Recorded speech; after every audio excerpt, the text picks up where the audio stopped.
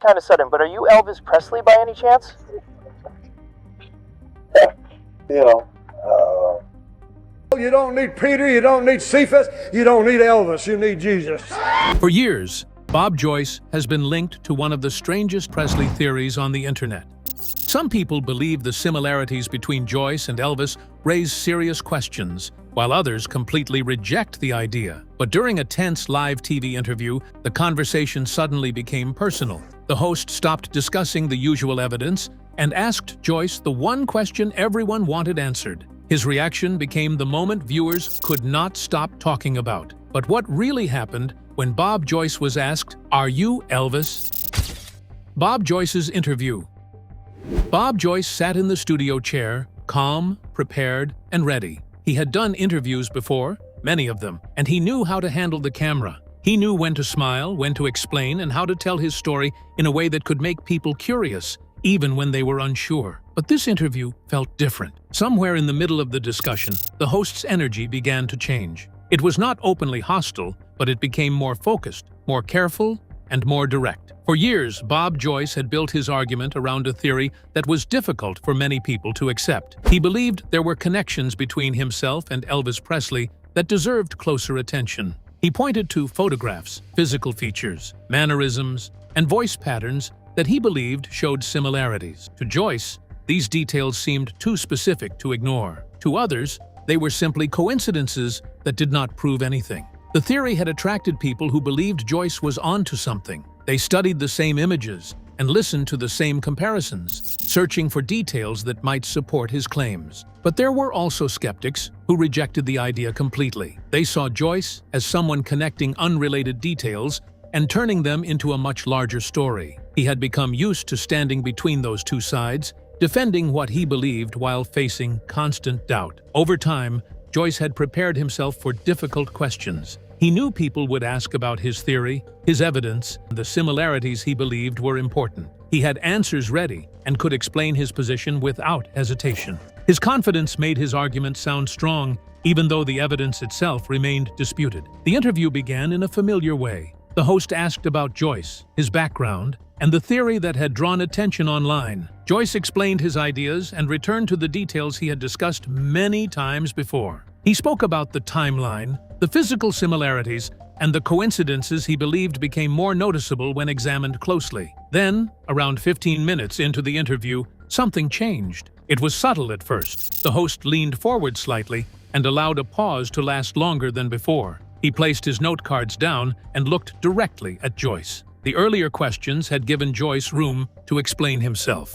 The next question felt different. This was no longer simply an opportunity for Joyce to present his side. The host appeared ready to challenge the argument directly. His tone became more deliberate, and his posture changed as he prepared the question. For a moment, everything seemed to slow down. Joyce had been answering comfortably, but now the direction of the interview had shifted. The question that followed could put greater pressure on his claims and force him to address the theory from a different angle. The host took a breath. Then he asked a question that could change the entire conversation. Stick around to find out.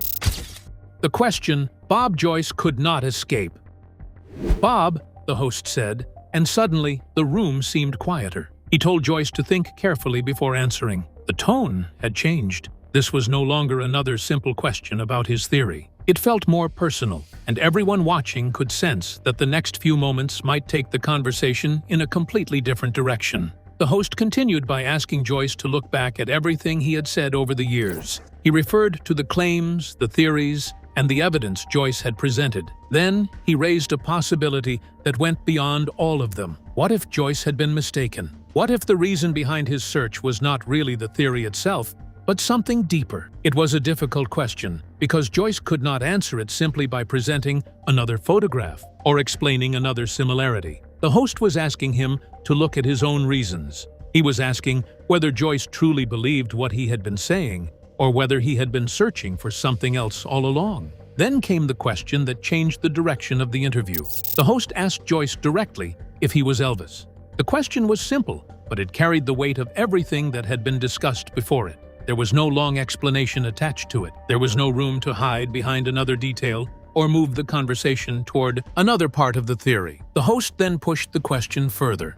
He wanted to know whether Joyce truly believed he was Elvis, or whether the search had become a way for him to find importance in a story larger than himself. For a moment, Joyce did not answer. The pause was brief, but it stood out. His confident rhythm stopped, and there was a noticeable hesitation before he responded. His expression changed slightly. His eyes shifted, his jaw tightened, and his hand moved near the microphone before stopping. Nothing dramatic happened. There was no sudden outburst. But the pause itself became important because the interview had reached a point where Joyce could no longer simply explain the theory. He now had to respond to the question at its center.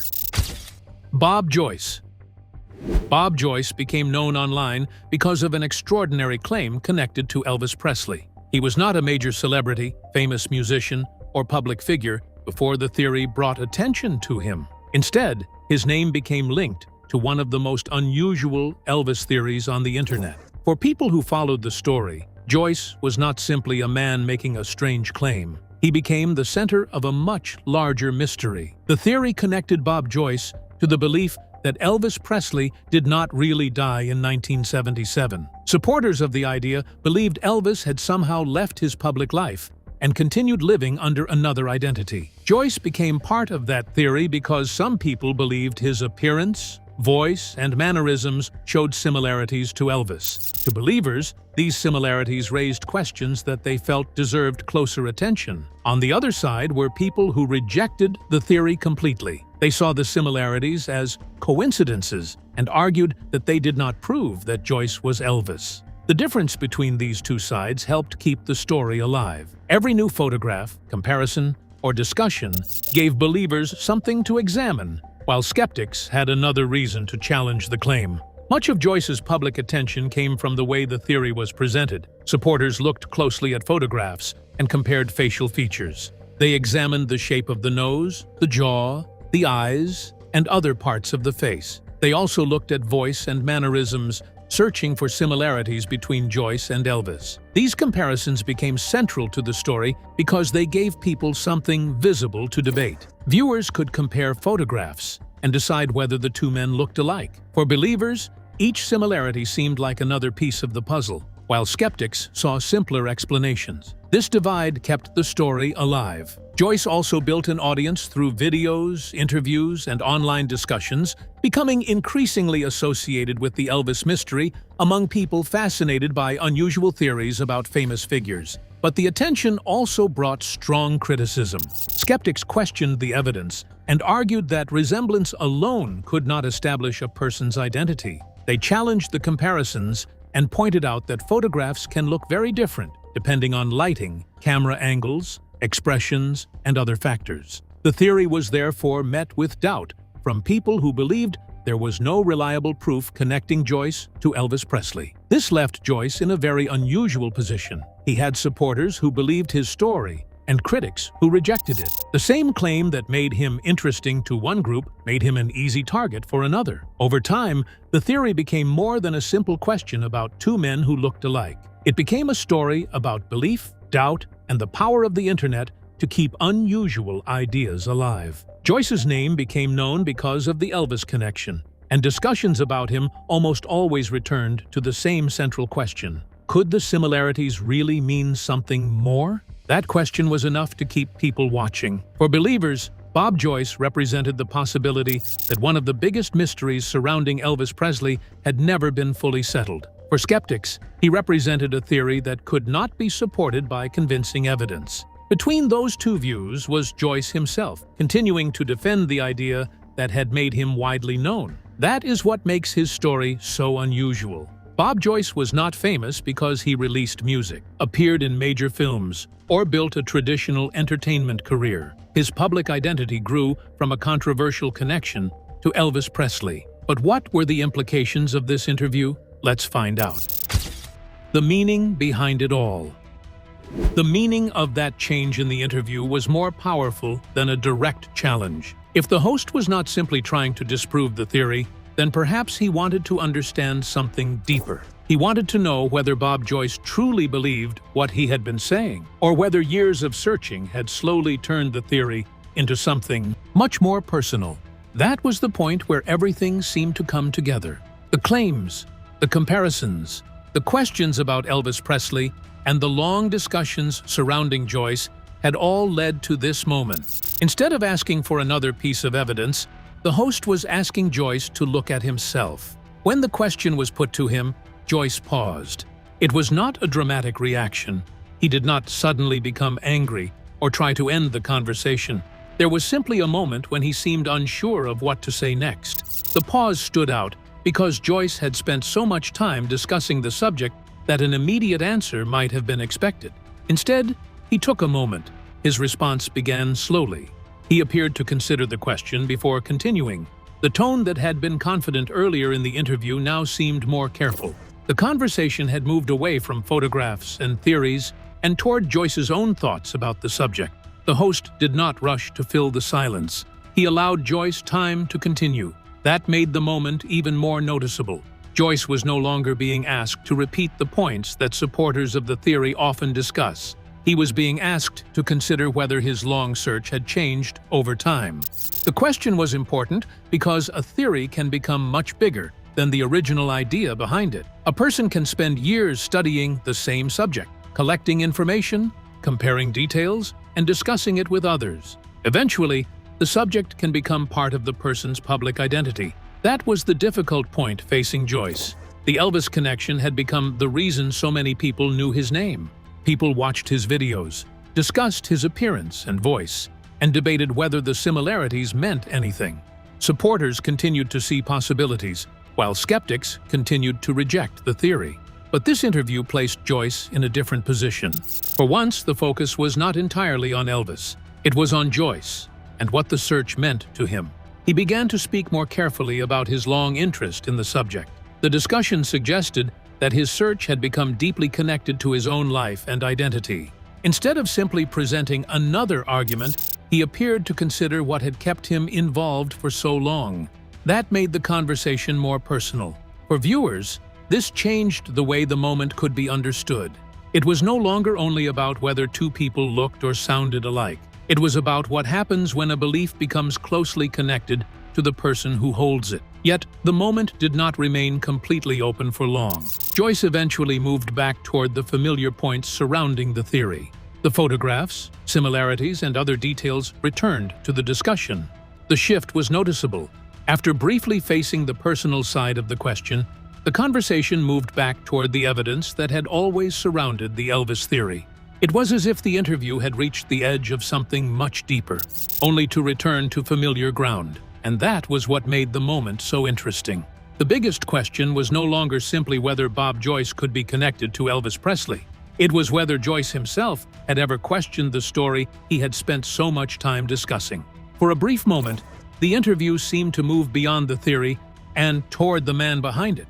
And once that happened, the question became much harder to ignore. But what came next eventually broke him. Stay with us. The question that put Bob Joyce under pressure. The most revealing moment came when the host asked a question that sounded simple but carried much more weight than it first appeared. He asked Joyce to imagine being given clear and convincing proof that Elvis Presley had passed away in 1977, exactly as the official account states. Would Joyce accept that proof? It was not simply a question about Elvis. It was a question about Joyce's willingness to change his position when faced with evidence. If he could accept the proof, then his belief would remain open to being challenged. If he could not, then the discussion would become much more complicated. Joyce did not answer immediately. He paused and appeared to think carefully about what he had just been asked. That hesitation became important because the question placed him in a difficult position. For years, the discussion around him had focused on similarities, theories, and the possibility that Elvis had survived. Now, instead of being asked to present another argument, he was being asked what would happen if the central idea was proven wrong. The question forced him to consider something that supporters and critics had been debating for years. Could he accept a conclusion that went against everything he had spent so much time examining? Joyce eventually gave an answer that remained cautious. Rather than immediately accepting the possibility, he indicated that he would need to examine any supposed proof carefully. That response kept the discussion open, but it also showed why the question was so difficult. The host had not asked Joyce to explain another photograph or discuss another similarity. He had asked him to imagine the theory ending completely. That made the moment stand out. The camera remained focused on Joyce as he considered the question. His expression appeared more serious, and his attention seemed fixed on the problem in front of him. The conversation had moved away from the usual debate over whether Joyce resembled Elvis. Now it was about belief itself. This is where the story becomes more interesting. When a person spends years connected to a controversial theory, the theory can become closely tied to that person's public identity. Joyce had become known because of the Elvis connection. People watched him, discussed him, supported him, and challenged him because of it. That made the possibility of being wrong much harder to separate from the person behind the claim. The studio became quiet after his response. There was no need for the host to rush into another question. The silence allowed the importance of the exchange to settle. For viewers, the issue had changed. The question was no longer only whether Elvis Presley could have survived. It was whether Joyce would ever accept information that completely destroyed the theory. That is a much different question because it focuses on how a person responds when reality challenges a belief they have held for a long time. The moment also raised a wider issue about why people become attached to unusual explanations.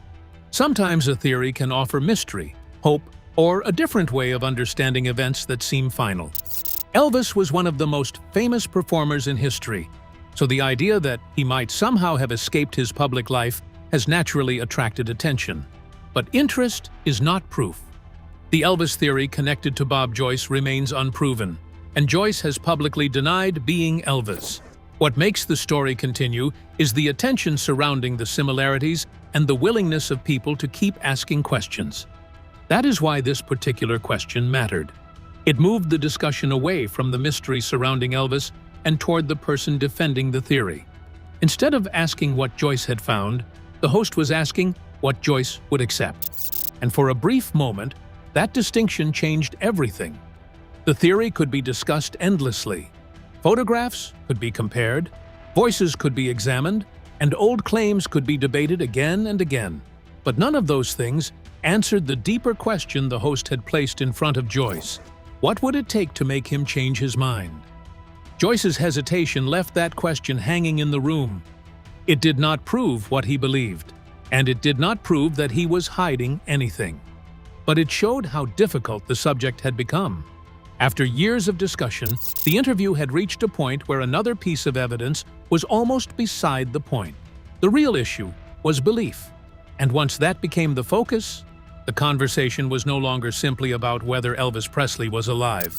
It was about how far a person is willing to go to defend an idea that has become part of his identity.